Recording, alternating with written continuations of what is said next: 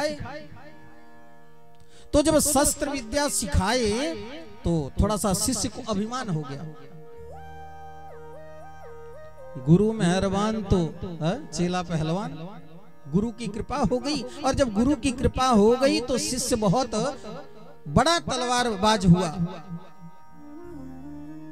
शस्त्र का ज्ञान में निपुण होने लगा। और जब निपुण होने लगा तो उसे अहंकार होने लगा।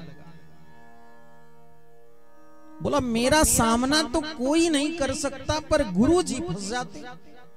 मैं अच्छा काम करता तभी कौन गुरु सिखाया है, इसके गुरु कितने महान होंगे। ये चेला को बर्दाश्त तो हुआ नहीं,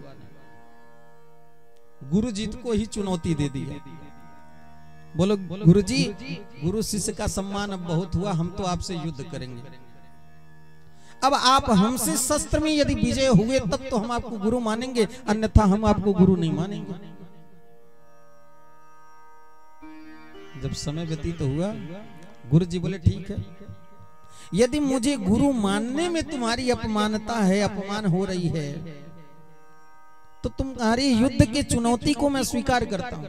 अब गुरु जी बेचारे बूढ़े हो गए थे, अब चेला जवान है, युवा अवस्था का, शरीर में बल है, शक्ति है, शस्त्र विद्या जानता ही था।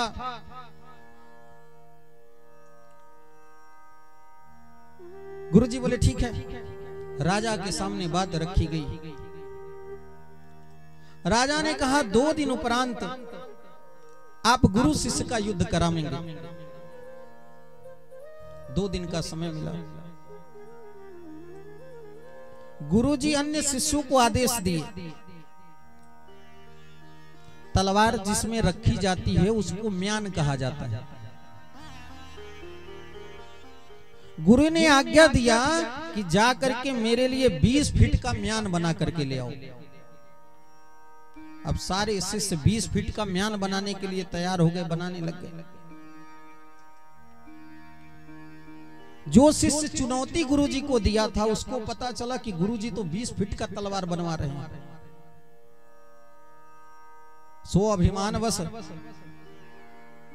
शस्त्र बनाने वाले के पास गया, बोला 25 फीट का तलवार बना दो।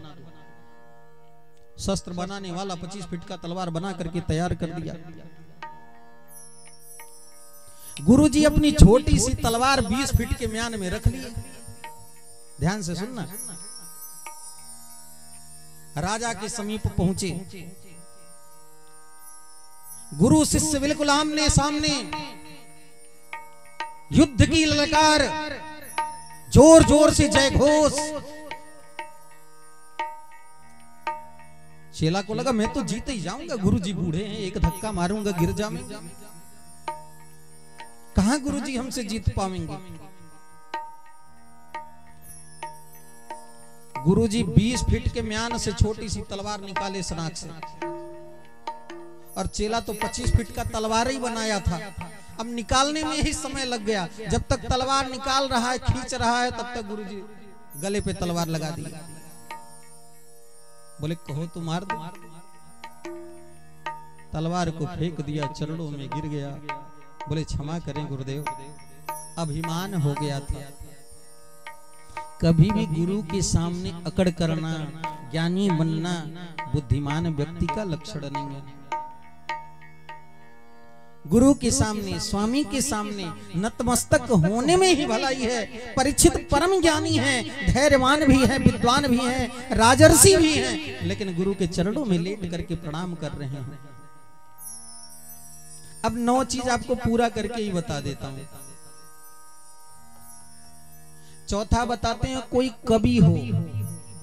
5वां बताते हैं जो बंदी जन होते हैं, जो गायक लोग होते हैं। यदि इनसे विरोध करोगे तो ये आपके कार्यक्रम को खराब करने लगेंगे। कवि से विरोध करोगे तो आपके बारे में टिप्पणी करने लगेंगे।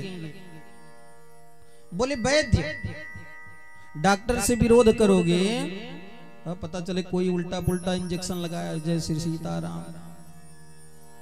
भोजन बनाने वाले से यदि विरोध कर लिए तो फिर क्या होगा, आप तो समझ ही गए होंगे।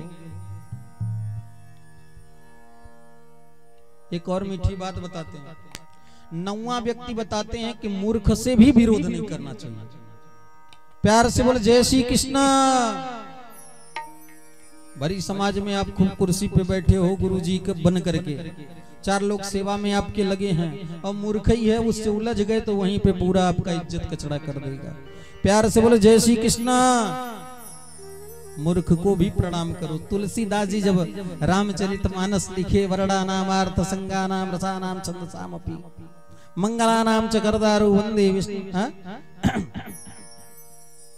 तो मूर्खों की वंदना, चोरों की वंदना, दुष्टों की वंदना, सबकी वंदना कर डाले कि कोई भी इस कथा में विरोध ना करे। परीक्षित भगवान श्री सुखदेव जी के चरणों में लेट गए, प्रणाम किए, बोले गुरुजी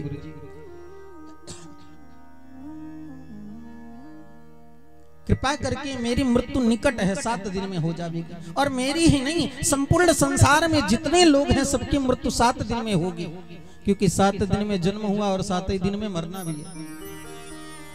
तो ऐसे व्यक्ति कौन सा कार्य करे जिससे मुक्ति का मार्ग प्रशस्त हो सके। भगवान श्री सुखदेव जी कहने लगे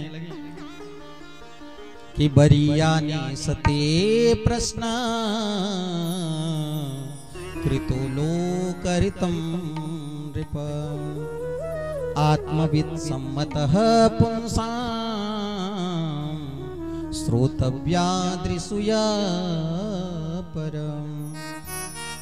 कहते बरिया नहीं सते प्रश्न, राजन तुम्हारे प्रश्न की कहां तक मैं बड़ाई करूं। कृतो लोकरितम नृप, संपूर्ण संसार के लोगों का कल्याण होगा। आत्मविद सम्मतः, तुम ऐसा मत सोचना कि केवल तुम्हारा ही कल्याण होगा। श्रोतव्यादिशुया पर, जो जो लोग सुनेंगे, जिनके कर्ण में मेरे शब्द जामेंगे, इस सारे के सारे लोगों की मुक्ति होगी और सबका कल्याण होगा। लेकिन राजन तुम्हें पता है कलयुग का आगमन हो गया है, और कलयुग की आयु भी बहुत छोटी है बेटा। कलयुग में मनुष्यों की आयु और छोटी है। जब सतयुग था, आप ध्यान से सुनना, प्यार से बोले जय श्री कृष्णा। बोले जब सतयुग था तो मनुष्य की आयु, इसी मनुष्य की आयु 1 लाख वर्ष हुआ करती थी। और जैसे सतयुग समाप्त हुआ, त्रेता युग का आगमन हुआ, तो इस मनुष्य की आयु कितनी हो गई? बोले 1 0 हट गई, 10,000 वर्ष की हो गई। और जैसे त्रेता युग समाप्त हुआ, द्वापर का आगमन हुआ, तो हम आप जैसे मनुष्यों की आयु कितनी हो गई? बोले 1 0 और कम हो गई, 1000 वर्ष की हो गई। सुनो, जैसे ही कलयुग का आगमन हुआ, हम इस मनुष्यों की आयु कितनी हो गई? बोले 1 0 और हट गई, 100 वर्ष की। सतम जीवेन शरदः शतात। प्रश्न 100 वर्ष की आयु का नहीं है।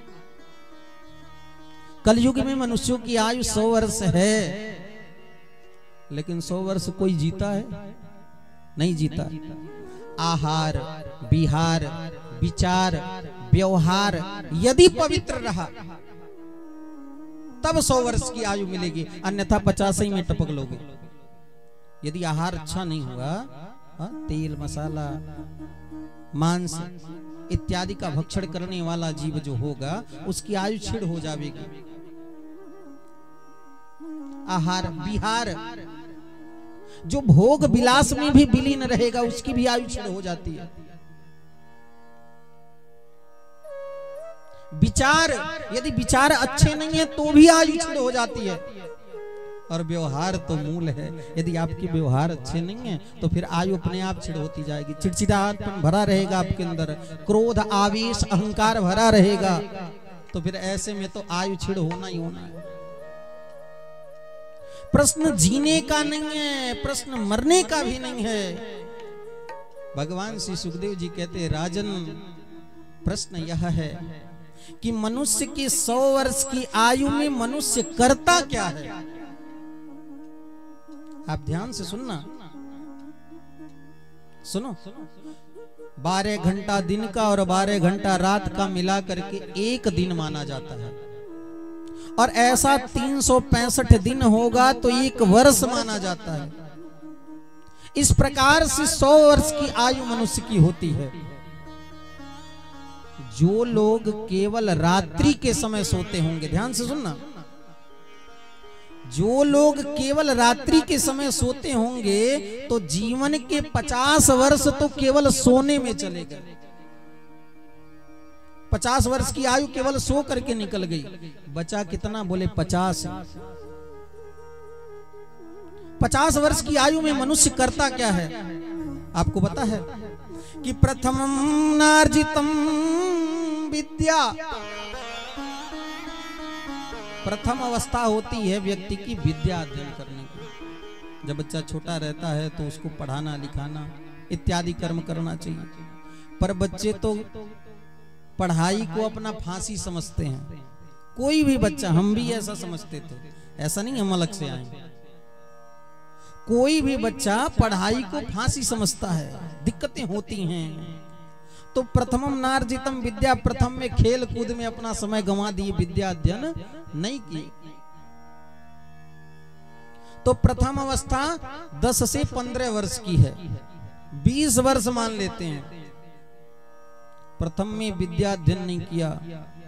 द्वितीयम नार्जितम धनम, दूसरी अवस्था जब 15 वर्ष के बाद की आई तो 10 से 15 वर्ष की अवस्था में हमें खूब सारा धन कमाना चाहिए।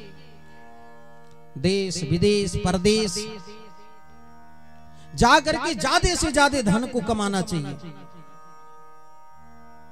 सुनो, यदि दूसरी अवस्था में धन नहीं कमाए तो दूसरी अवस्था तो निकल ही गई, तीसरी अवस्था प्रारंभ हो गई। दूसरी अवस्था में प्रायः लोग क्या करते हैं आपको बताऊं?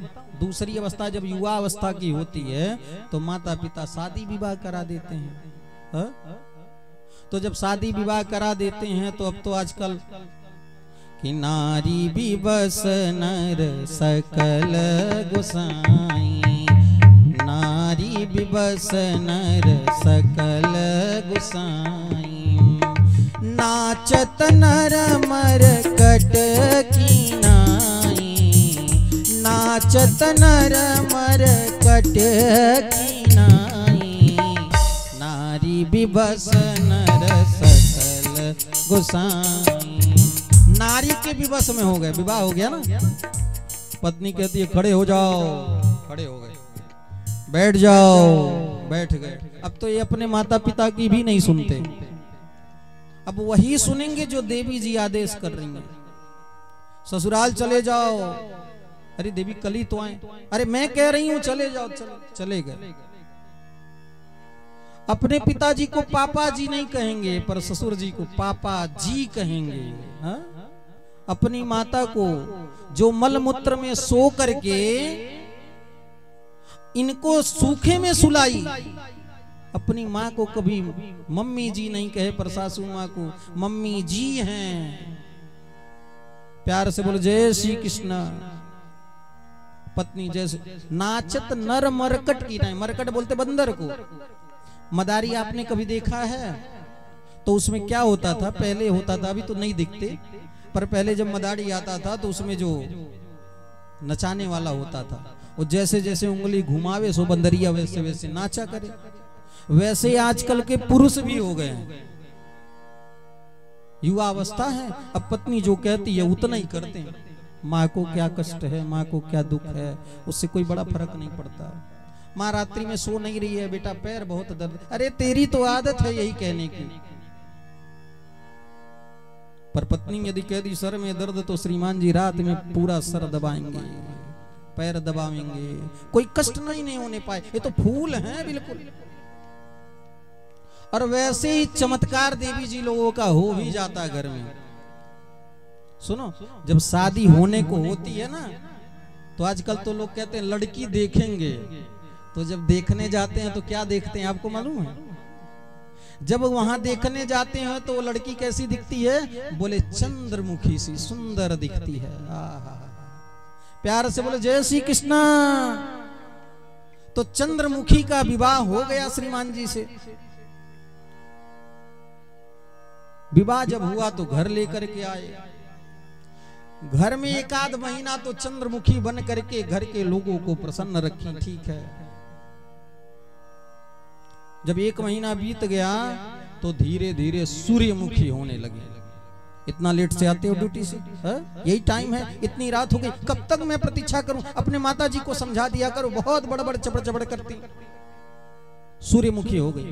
और सुनो, जब एक वर्ष बीत गया तो ऐसा ज्वालामुखी होकर के फटती हैं कि पूरे घर की वाट लग जाती है। प्यार से बोलो जय श्री कृष्णा। सारे के सारे घर के लोग परेशान हैं।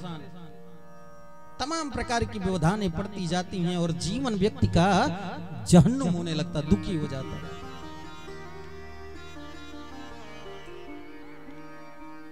मैंने एक दिन कहा था कथा में कि दीन नष्टम कुभोजनम जन्म नष्टम कुभार्या।